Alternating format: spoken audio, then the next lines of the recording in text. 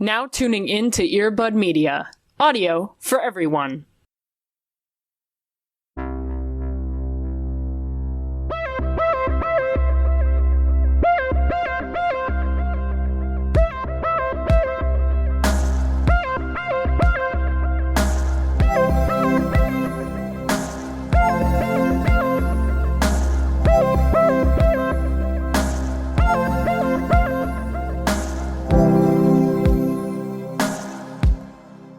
Here's the thing, we both sound like Eeyore this episode, so like, who's gonna be the chaotic one, you know?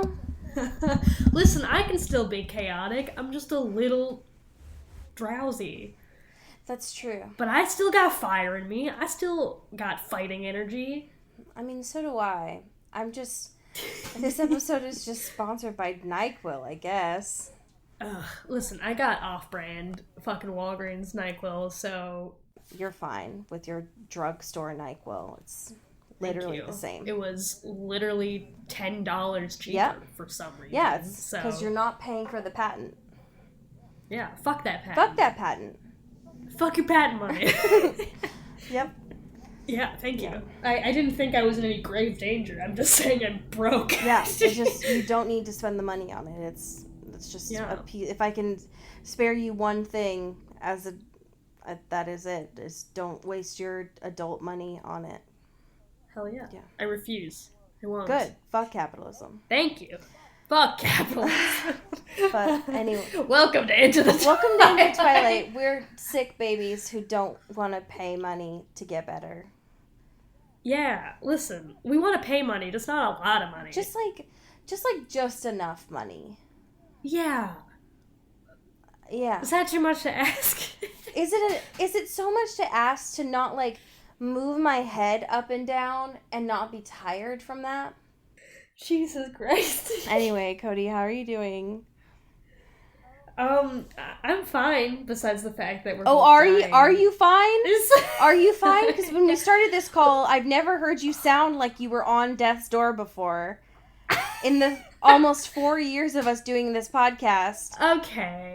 Okay, I think we are over-exaggerating a little bit.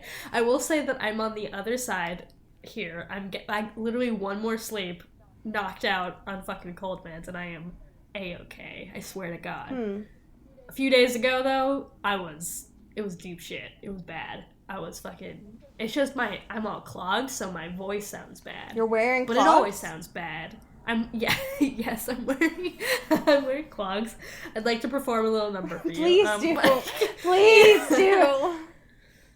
But yeah, so my voice, not great, because there's not a lot of airflow going on here. Yeah. But other than that, on the positives, doing pretty okay. That's good. How are you, my dude? I'm just living. My goddamn straight vibing. If I say the same joke in 2 podcasts in the same hour, will you break up with me? Yes. I know what it's gonna be. Alright, fine. Do you want to make that risk? No. Do you want to take it? No. Because we're You like... can call my bluff. No. You can call my bluff. No. I won't. I'm Okay. fine. Okay. I think, here's what I'll say. I'm sick. Yes. And it's my anniversary, and I'm in bed recording with you. So I'm great. So, right, so couldn't be better, So, you know? I honestly, I feel like that's the most on brand, you know? Like, yeah. Yeah, I feel like that's pretty on brand, actually. Yeah, I would say so. Of, like, sick, yeah, always. Working, yeah, always. Right, on that grind, baby. It just never stops, you know? So, yeah, I don't know, I have, like, I think there's actually, like, a frog in my throat. I haven't really bothered to check. I'm not sure. Yeah. I don't know. I've just been carrying around a humidifier, hoping that does something. So, you know, just, like, living. Right, just life, baby. Just, like, every day's a miracle, you know? Peace, Oh my love, God. happiness. So Ugh. that's where I'm at, you know? Yeah, no. Yeah, no. I'm really excited for January to be over because it's lasted about 3 years. It's been 4,000 millennia I just since January 1st.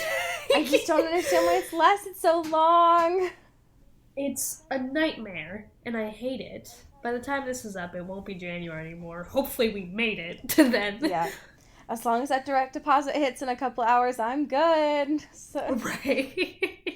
anyways, I'm sick, but it's all good. Woohoo! Hell yeah. Woo. But yes, we do have more current events than we did last week, which is good news. Hell yeah. So here we go. This is gonna be an interesting one because I have a little bit of cold medicine in me. So Ooh. today's gonna be a fun space. Okay, so first up is we're gonna yell about E.L. James, folks. So buckle up. Our favorite activity. I would say yes. I would say that this is a fun activity of ours. I would say we're particularly good at it, too. I would say that it is a well-honed muscle of ours. Yeah, for sure. E.L. James, folks, I feel like she has done her due diligence of staying out of the news since she released that latest book of hers. Yeah. Which, you know, like, hasn't been in the news. Didn't really do that well, I think. Just because Just let her die. Let her die. like, I don't know that it made particularly any bestseller. Like, it wasn't very noteworthy. So Yeah. that's fine, great. Now, E.L. James is making some news because of the fact that she doesn't want to be shoehorned Ugh. as being a dirty little author anymore. A little smut writer. A little sex book woman. Sex book. A little sex book writer anymore. She doesn't want to be baby in a fucking corner anymore. And I mean, nobody puts E.L. James in the sex book corner. nobody puts E.L. James Except E.L. James. She did this. Nobody puts her in the fuck corner unless she fucking wants to. And she doesn't, Nice, I guess, dude. she doesn't want to be in that fuck corner anymore. So, Imagine making so much money mm-hmm. off of writing Twilight fanfiction, Mhm. but with dildos Mhm. and abuse. To then do a hard pivot and be like, you know what? It's actually not for me. Yeah. I actually, I want to be taken seriously as an author. It's like, bitch, no, you have all the money. You don't have to do anything anymore. Yeah, that's, You could just fucking vibe.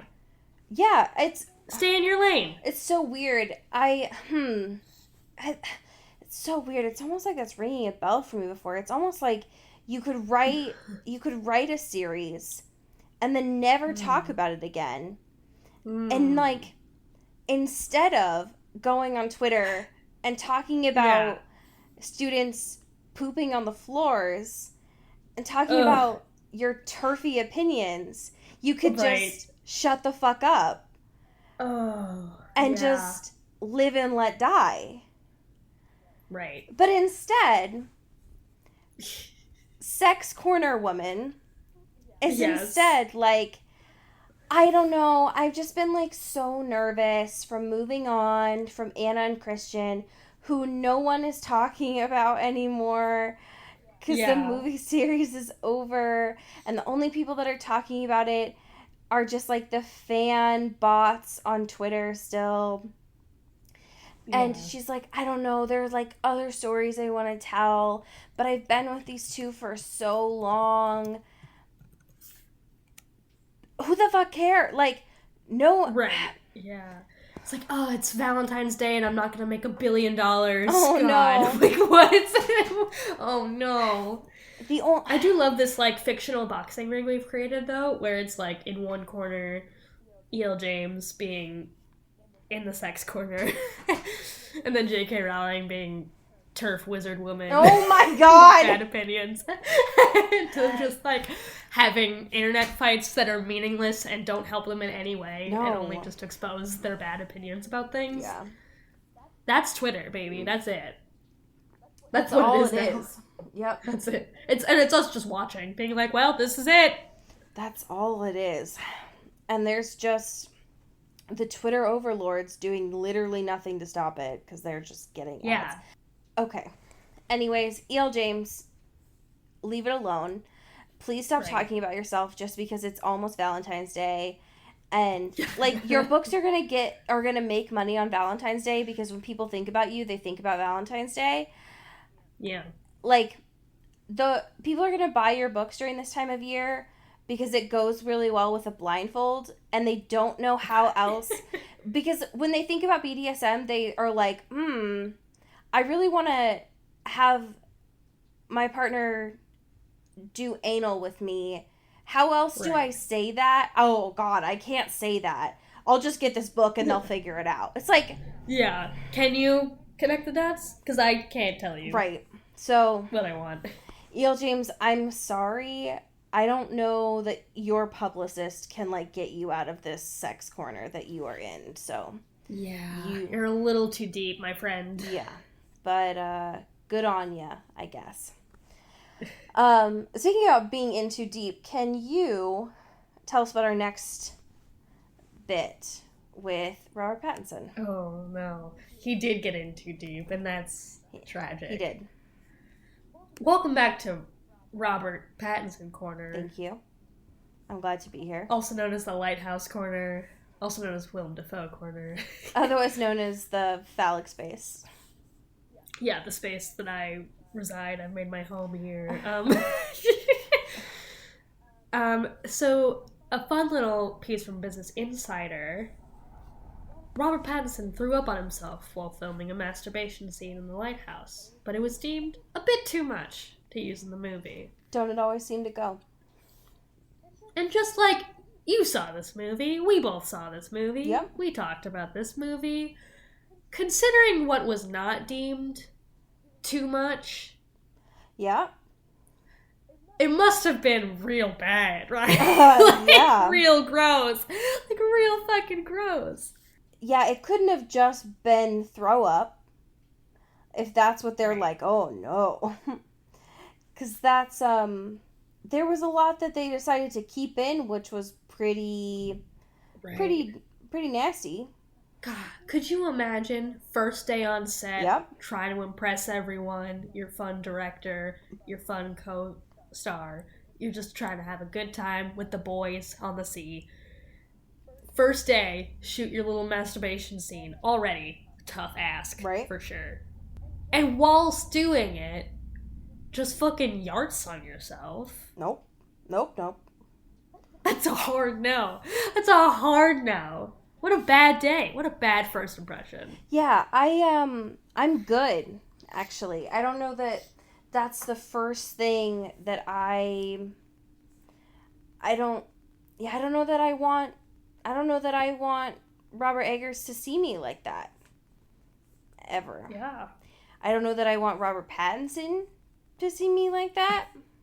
Right. And It's vulnerable. It's a vulnerable space. it is. And I never, ever want Willem Dafoe Yeah.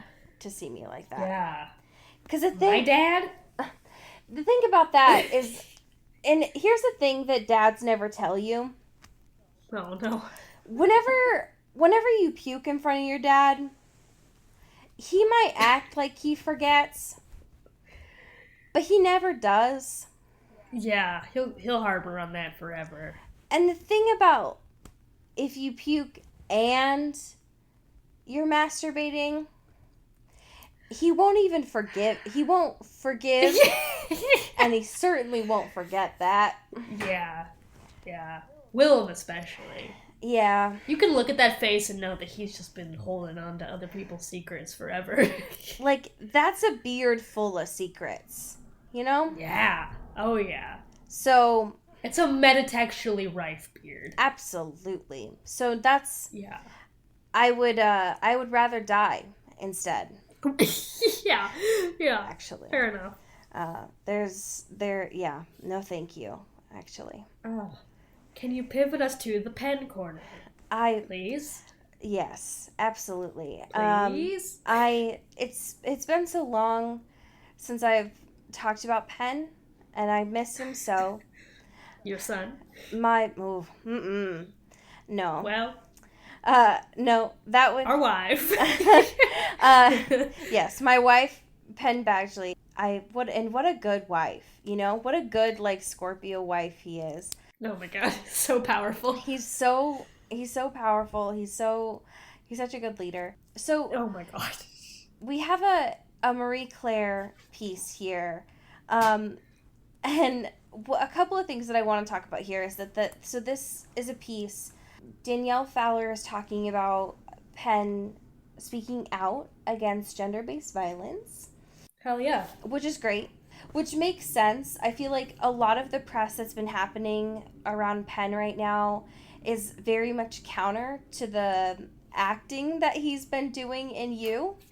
Right. So they're very much, and I think this makes sense with him as a person too, is he's very much trying to come across of like, hey, so me and my publicist want to make sure that it's clear that me, Penn, does not endorse Joe. Hi. Hello. Not a murderer. Not a murderer, not a misogynist, like, very clear. And so a lot of the work that's been happening with him as of late is, like, trying to make clear that, like, he is campaigning for women's rights, and a lot of things that he stands for. And Right. so one of the things that he went to recently was an event in Houston discussing gender-based violence, where, to be fair, not his best photo. He still looked very like Joe, I think. Yeah. He looks like he is in a disguise. Yeah. Like he is hiding from someone. He's giving off a lot of Scorpio energy there, but I think that I appreciate the fact that he's doing this work of trying to, like, even though his character is very, like, violent and abusive, a lot of his work right now is very much, like, he's not just talking the talk about this, but he's also trying to show allyship with this, which is great. Yeah. So he's talking about how, like, these are important steps, and they've been, trying to deconstruct things that he's learned, which is, I don't know, it's helpful work. So good on him. Go off. Yeah. Penn. I think that there's something to be said of saying these things on Twitter, but also just, like, showing up too, which is great. Hell. Yeah. So I can respect that. We have some Patreon questions. Woo!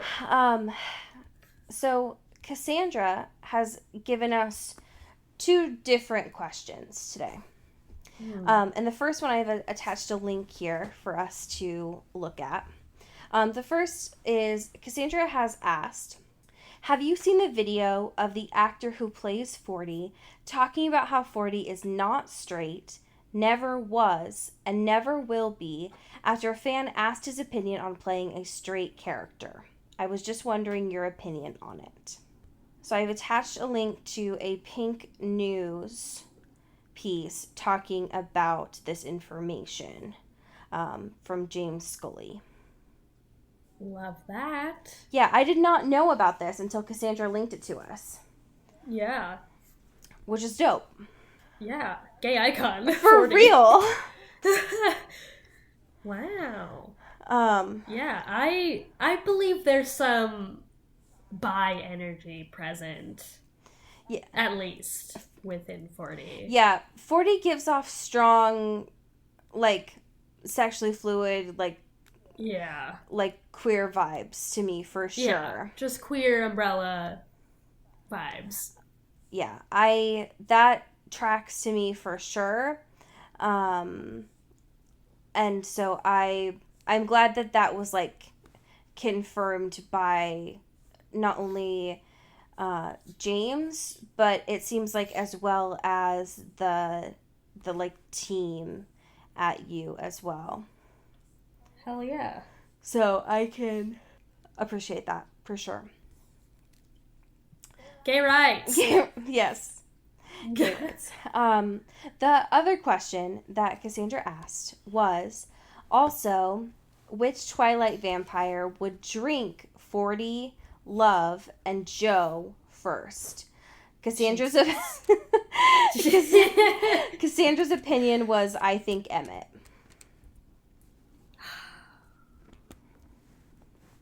Emmett's good. Emmett's very a good good. answer. Yeah. I think though that especially like 40 in Love Yeah. would annoy the shit out of Edward so quickly So bad. that I think he would just fucking lose his marbles and go ham. Absolutely. Yeah. I also think okay. I'm leaning Yes. towards the blondes. I'm thinking either Rosalie will snap because 40 and Love are too much. Yes. And or Rosalie picks up on Joe as being like an Yeah. absolute skeeve and is like, fuck this, Yeah. like, fuck That's you. what I was thinking. Or Jasper feels the emotions of all of them and is like, nope. Bad vibes. And it's just like, they are too chaotic. There's too much like alcohol and substances and all these people. They need to go. Yeah. Or the two of them just like go ham on both of them, double team them. I think from that, I'm leaning more towards Rosalie personally. Yeah, hell yeah. That's my personal opinion. I think that's a good one. Okay. Are you ready to dig in Yes. to what, in my personal opinion, has been the most buck wild episode so far? It is twists and turns abound. It was so much. Now, before we get into this episode, I have very important news to share with you that I found out by digging into some like review footage and review blogs of these episodes. Yeah. Uh-huh. One of the reviews said this, which I should have realized, but I guess I just did not like connect immediately. They said, before we get into this, I need to say that a friend to whom I was recently describing this show immediately put together that the twins' names, Love and 40, make a tennis pun. That's awful. Do you ever just fuck with tennis so much You just fucking love tennis. that you name your kids Oh. after tennis terms? Yes, we love a country club moment. Like, yes, I named my twins. Yes, I named them Golf and Cart. Golf. Golf. Hi. Golf. This is my boy, Golf. I love him. He's my son. What the fuck? What? Listen, this is the same fucking buck wild energy that I would expect from this set of parents who, one, have a shared Instagram account. True.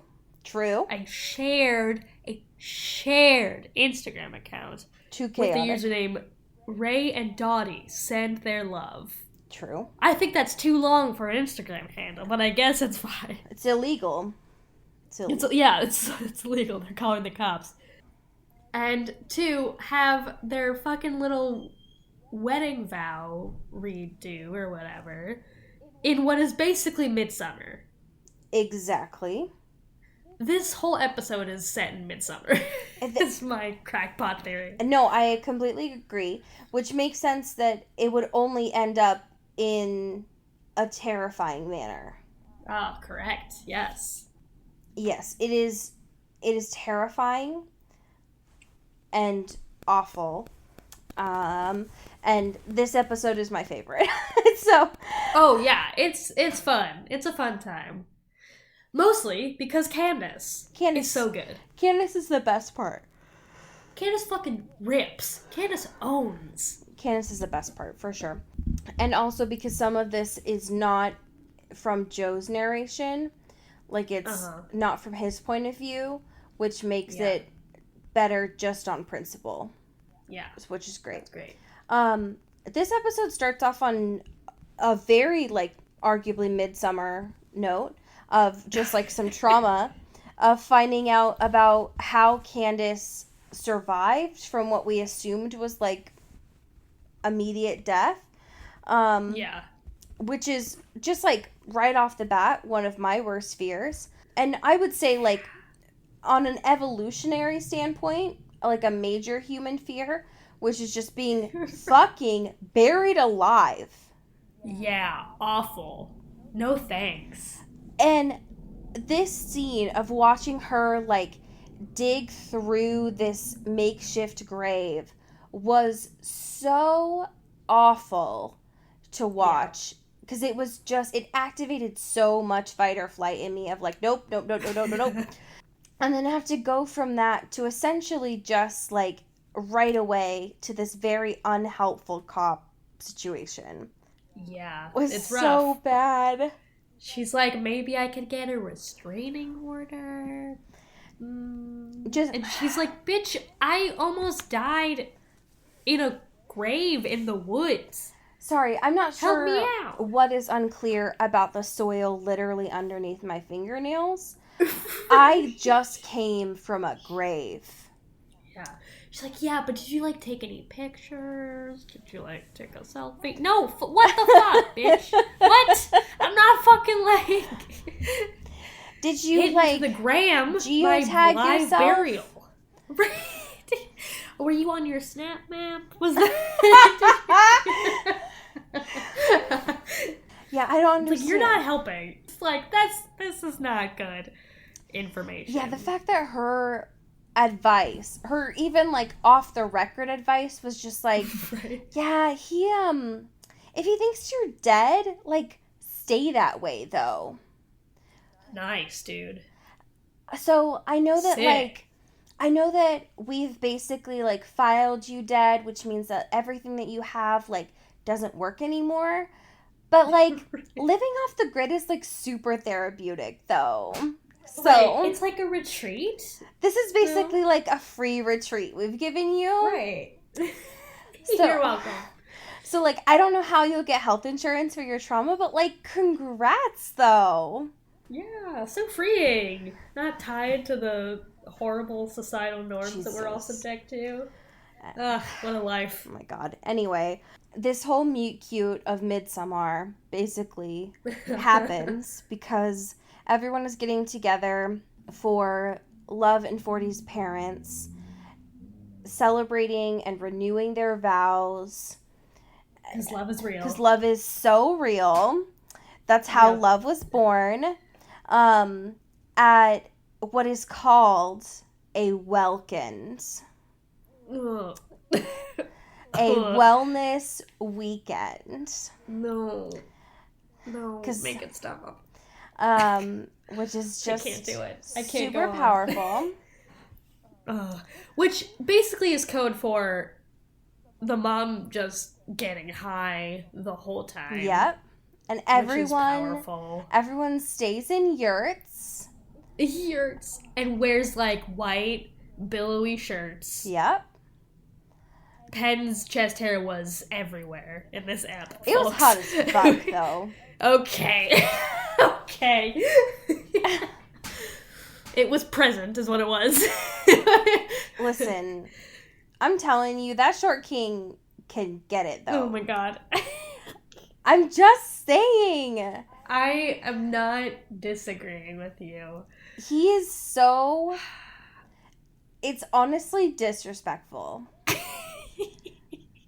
The raw, uncut gem that he is disrespectful. Yeah. But he immediately, he whiffs it so immediately by saying anything that Joe says. I agree. Because Joe is a little fucking nerd scamp boy. He is.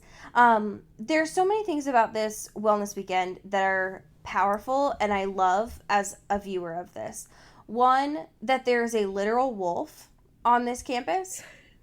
Just hanging out, vibing, not hurting anybody. That there's this like circle that they do. Oh, where they like give compliments and affirmations to each other. Yeah, and they talk about like what they want to do and their dreams and stuff. It's very powerful. Yeah. We also need to talk about, because I think like if I remember correctly, like right off the bat, like when they first get there is when Joe and Candace not like meet for the first time, but they meet as where Candace is like Amy Adam for the first time. Right, they're fit. Right, so that's also fun. This is super weird, though. Amy Adam is Candace. So I had to like pause the TV show because Chris didn't know the backstory on Amy Adam, and that fucked me up. That they just like took her name and made her Amy Adam, so she like doesn't even exist in the storyline of this TV show now. Was never, God, reading the next book is gonna be so confusing. I know. I feel like they'll probably just make her like disappear or something. I don't know. Right. But I'm glad we're gonna continue to make Amy Adams singular jokes, because those are very funny. I appreciate it. Really good. But yes, so I found that very interesting that they decided to kind of like reference the book in this way as kind of like a nod, but not really do much with it. But yes, I just loved the scene of Joe like squirming in his pants. It's like, am I hallucinating? What the fuck is this? Yeah, Candace has some big dick energy this entire episode. I love it so much. Because she has all of the right cards in her hand, and she's just like, I just need to wait for you to fuck up, which will happen almost instantaneously because you're Joe Goldberg, and I know you. And, like, her relationship with 40 is so fucking funny, because she's also just like, he's an idiot. Like, at one point, when they're making out, she just like calls him buddy, and I think that's powerful. A power move. For sure. Yeah, calling your boyfriend while he's on his way to get kombucha buddy is very good. She's like at once having extreme like big dick energy, but at the same time dealing with very real, very raw trauma, because there's that time in the circle where like one of their rules is that to leave this like, and I don't know, raw energy circle, you have to like hug each other. And so Joe is required to like put his arms around Candace, and she's like, no. Like, she gets literal flashbacks to being buried alive. Yeah, and that is obviously like incredibly traumatic and hard to watch. And so, of course, like, Love is picking up on this and accusing Joe of being off, which she does by reading tarot cards, which she doesn't seem to be able to do. But when you're in the yurt, baby, that shit just comes to you. Yeah, when it's yurt life, sorry, you can... What's up, MTV? Welcome to my yurt. Yeah, I'm gonna hashtag all of my Instagram posts this year with hashtag yurt life. So, Yurt Life 2020. Yep. I also, one of my favorite things from this episode, which unfortunately goes kind of underrated given how buck wild this episode is the part where Love freaks out. Like, freaks out on Joseph because of the fact that he doesn't immediately notify her when 40 ordered Taco Bell. to the Welkins. Right. And she's it is really the catalyst for their fight. It is. And she's like, I'm sorry, we are in your life, and 40 ordered Taco Bell, and he's like, yeah, I know, I'm sorry, did you want something? And she's like, Joseph, it's Taco Bell. Don't you understand? He always does this before he relapses. You remember? And he's like, I don't understand. Like, I've never been here. Like, you guys are fucking weird. This family is something else. Anyways, so they seem to be okay. And both of them start to, at some point, like, unpack their trauma. So Joseph starts to talk about the fact that, like, his dad hit him or whatever. Yeah. And then Love finally starts to talk about this, like, au pair story.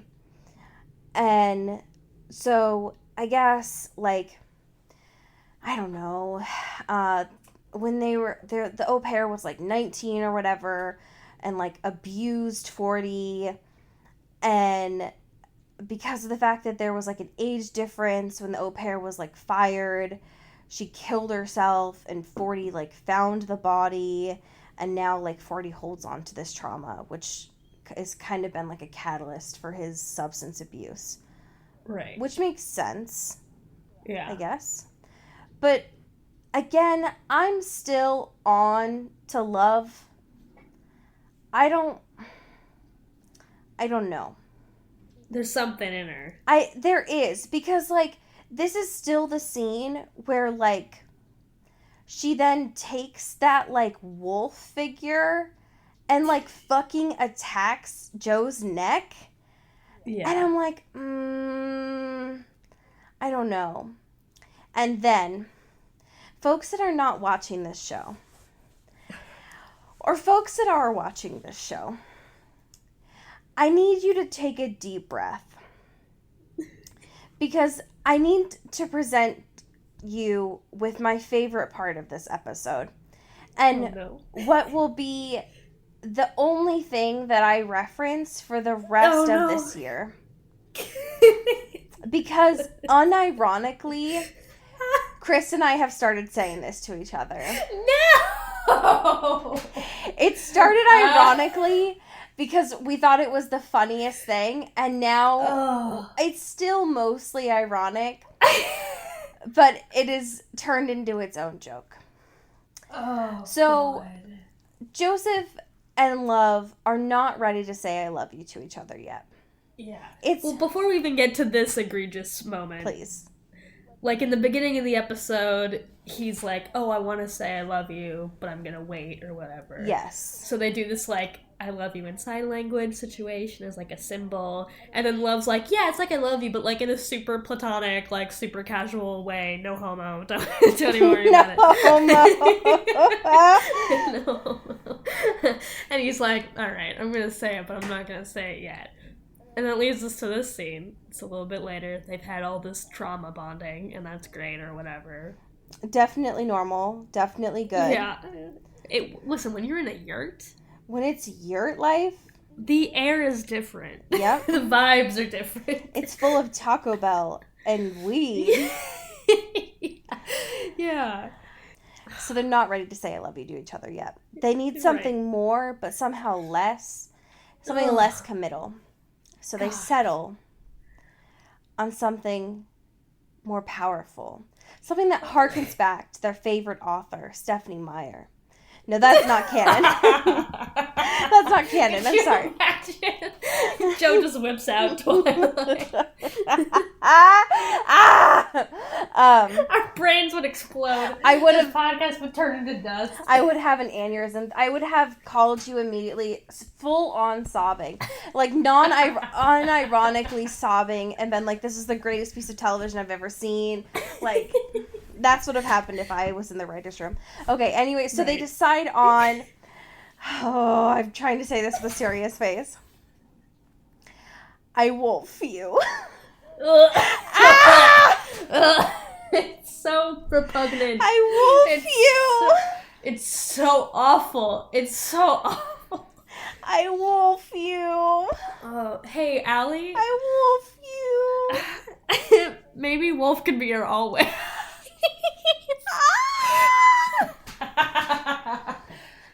Wolf can be our always. Oh god, it's awful. It's so... I don't know what the deal is with, like, modern couples, right? Where it's like, love is just like, it's not our speed, you know? It's just like, ugh, bleh, bleh.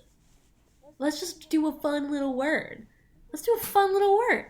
Yeah. Wolf is your word? What a horrible mouthfeel that is. I wolf you. It's so much. It's so awful. Why? God. Why? I emoji you. Ugh. I lamp you. Like, why? Listen, I'm not for wishing ill will on a large group of people. 20 years from now, it's going to be like, you know what? Me and Kylo Ren have something really special. We needed words beyond this. We decided I'm just saying. we needed something else. I'm just saying, straight people, you gotta figure your shit out. We needed something, and we decided It's on... not cute. We needed something beyond words. And so the only thing that made sense was to sponsor our word. And so our word is, I HelloFresh you. And that's the only thing that made sense for me and Kylo Ren. Oh my god. Because 20 years from now, there's going to be a kid named fucking Kylo Ren.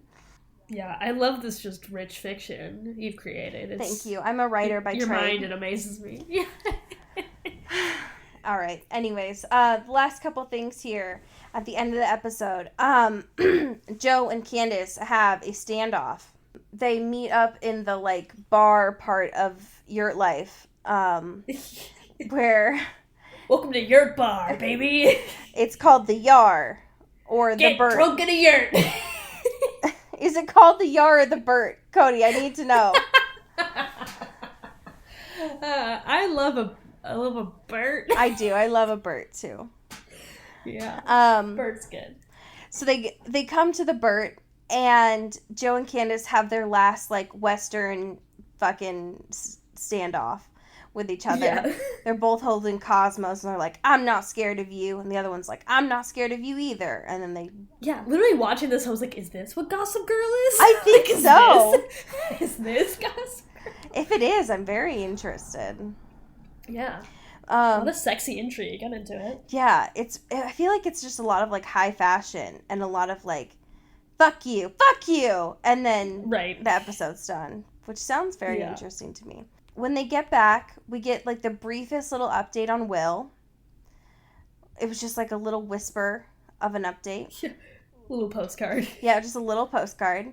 He's with his fake wife. Yes. Who seems kind of real at this point, which is wild.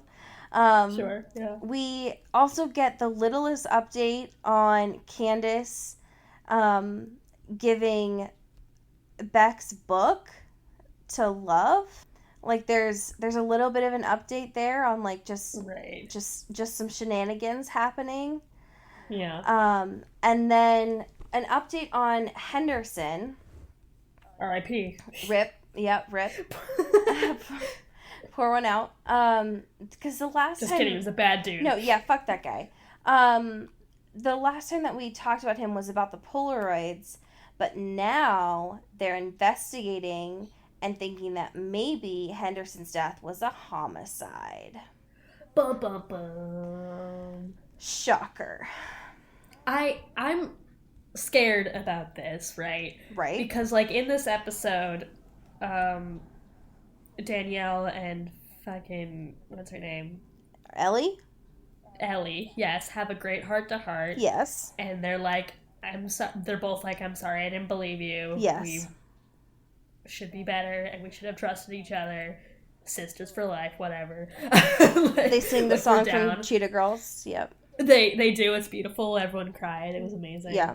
But during that, they still have the photos. Yes. And Ellie's like, well, we shouldn't bring these to the police. We should just, like, get rid of them. Yes. Because, like, what if they become access somewhere and, like, people's names are on them, whatever. And so they do that. They, like, cut them up, flush them down the toilet or whatever. And it's like, what if this is just, like, more tampering with evidence and stuff? And it's more just, like, stuff that if we all just had done this right the first time would have been crime. But now that everyone's hands are in it, and Joe's little fucking paws are in it, Yep. it's like, there's so many people you could frame this on now, so Joe can just walk away. Yeah, I agree. I think that definitely fucked up. is tampering with evidence for sure. So I'm curious how they're gonna go from there. Yeah. I guess we'll have to stay I'm tuned. just stressed. I'm just stressed. Stressed for my girls. Yeah, no, I agree because they're arguably the best characters in this show. The only ones that I actually want to see good come to. So, Right. Yeah. But we will have to see when we watch next week with episode 6. Ew. So we will find out from there. But for now, we have some pécherons to thank. Hell yeah. Hell yeah. And I have pulled a selection for you of some BuzzFeed quizzes. Ooh. Look at some of those titles Yeah. today. Why not? And I'm happy to report for the first time that we have a selection of patrons from every single level. Ugh. We have What a treat. We have $7 sponsors.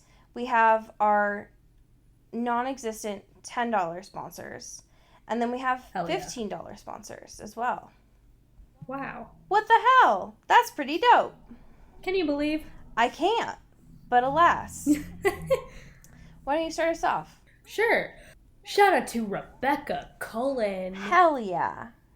who's gonna be... Which Mean Girl character are you most like? Oh, damn. I'm Love gonna an early 2000s moment. I'm gonna open that in a new tab and take that later. A shout out to Elizabeth Swan, Woo-woo! who's gonna be cast an indie film and will give you an A24 movie to watch. Okay. Shout out to Amy Taylor, Pew, pew, pew.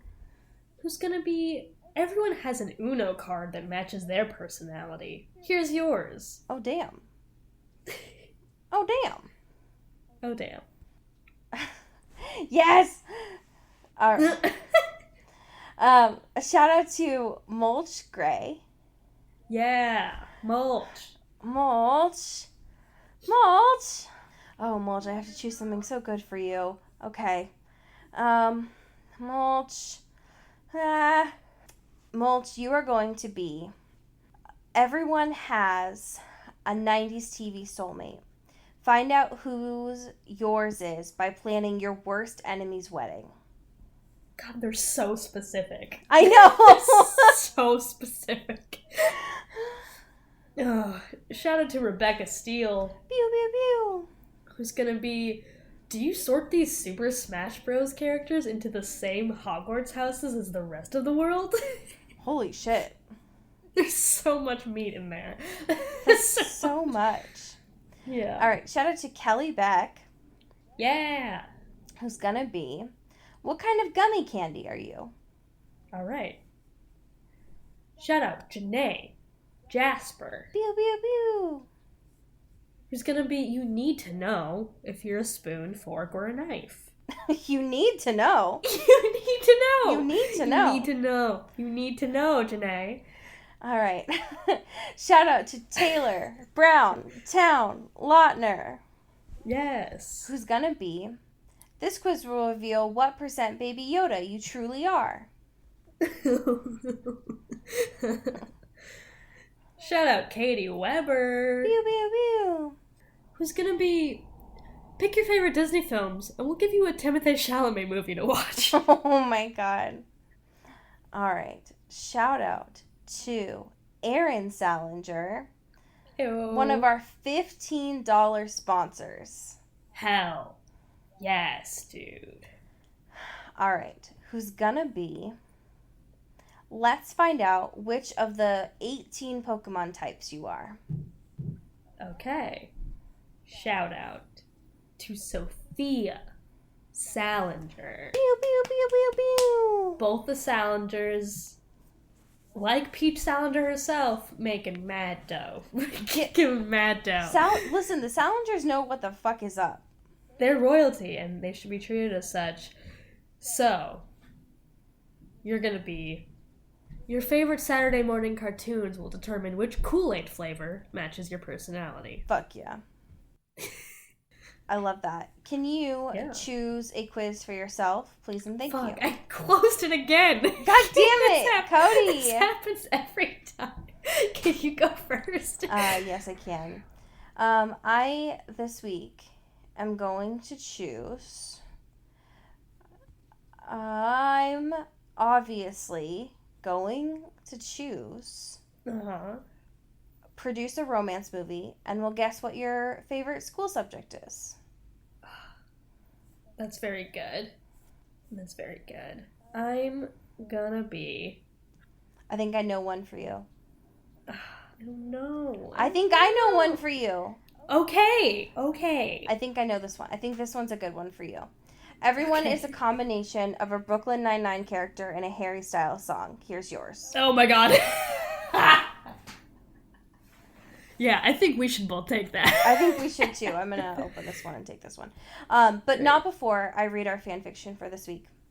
Oh, yeah. Here's our fan fiction for this week. It is titled Gorgeous Nightmare. It was written by Keeksy Keeks. And it was published on February 24th of last year. Here is the description.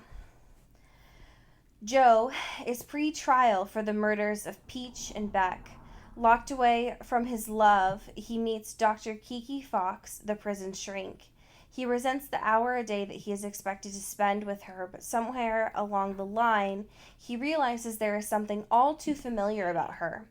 And not just the fact that she happens to have the same last name as one of his fake names. A tale of manipulation and suspense.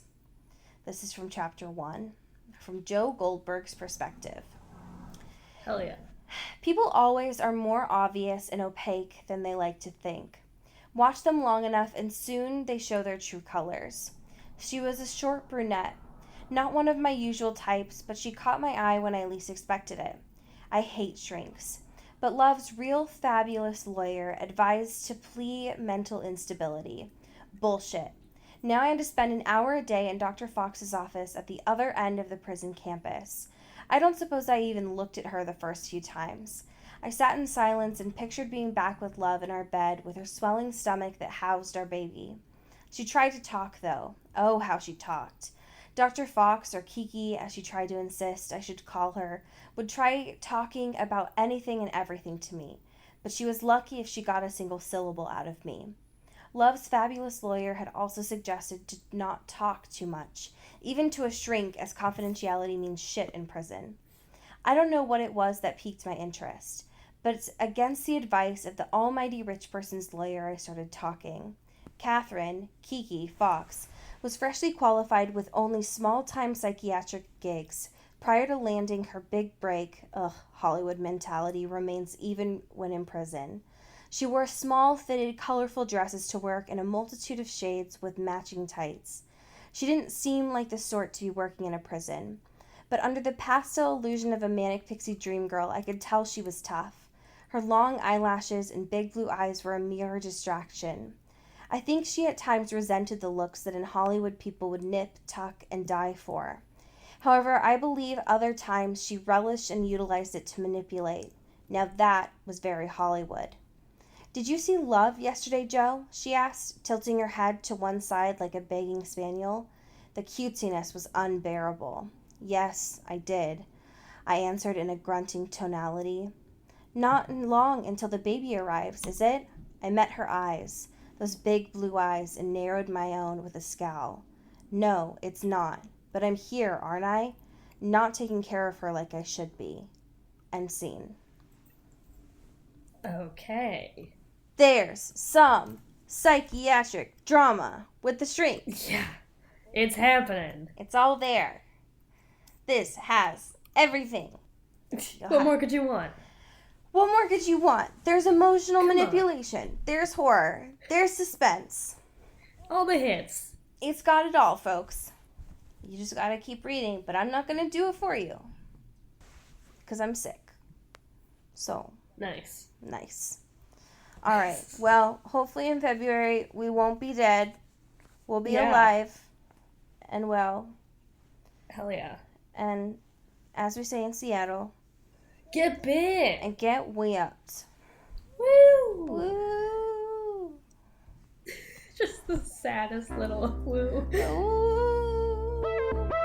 This is an Earbud Media production. You can find us on Twitter at Earbud Media and listen to the rest of our shows. You can find this show on Twitter at Into the Twilight, as well as intothetwilight.show. You can send us an email at intothetwilightshow@gmail.com. You can also become a sponsor of the show or buy some merch at intothetwilight.bigcartel.com. Our art is done by Maddie Padilla, who you can find at YourGhostHost44 on Instagram, and our music is done by Eli Krause, you can find at Eli Sauerkraus and KrausFilms.com. The intro and outro is by KB Smith, you can find at KB__Smith on Twitter. You can find Allie on Twitter at Into Wild Places, and you can find me at Dyke Discourse. You've been listening to Earbud Media Production. Earbud Media. Audio for everyone.